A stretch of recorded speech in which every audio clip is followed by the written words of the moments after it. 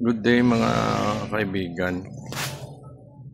Ang panahon ngayon, palaging may mga flash floods. So, we should protect sa flash floods. Number one, awareness.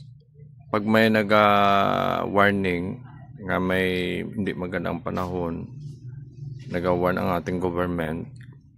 So, be prepared, mga pagkain mo dyan, mga ano. Tapos, pag dyan sa river yung mga bahay mo or ang mga ano mo, mga animals mo, basta sa low-lying region, hindi mo na ipagambol na ilagay mo dyan. So, we should protect ourselves sa floods. Ang isa ka dictum dyan, basta may flood, huwag ka na pumasok.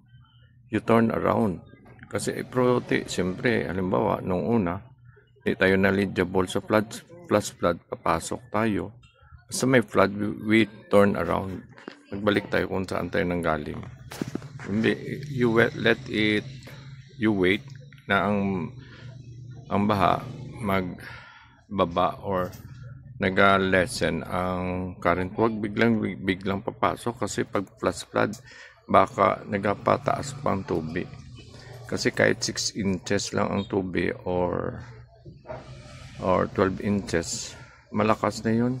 Ang sasakyan mo will be carried ng flood. Pag ang tao, gina-encourage gani, angkol lang Ang angkol pag mabilis ang tubig, sa paa lang. Delikado ka, lalo na sa mga bata. Pag may baha, ipapasok na sa bahay natin.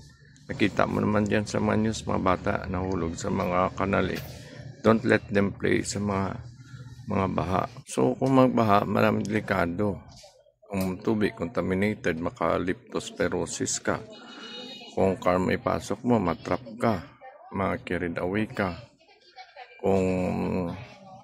Minsan, kung ang bahay mo dyan sa tabi ng ilog, masisira, madala ka. Kaya, you seek for higher grounds na don't wait for danger. Kaya once ara ka na sa flood, kag ma-carried away ka, delikado. So, kinahanglan, pag may hindi magandang panahon, stay informed. Siguro minsan may radyo ka, may ang cellphone mo, magana. Tapos huwag ka na lumabas pag may flood. Kasi delikado ang flash flood. Tapos siyempre, the day before, usually may announcement, prepare ka na sa mga pagkain, mga canned foods, para may preparasyon.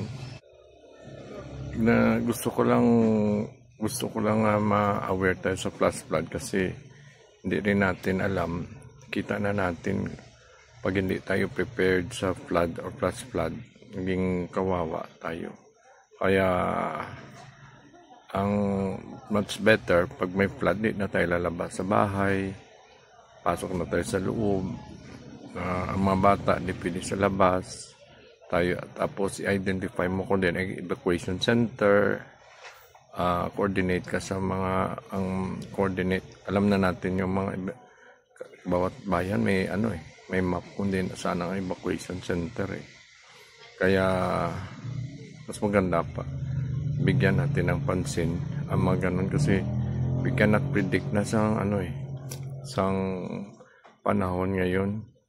Parang minsan gina-take for granted na natin pero iba na ngayon kaysa noon. Kaya medyo alert tayo at alamin natin ang mga evacuation center kasi magugulat lang tayo kahit hindi pa binaba noon ang lugar natin, ngayon bigla papasok ang malaking tubig.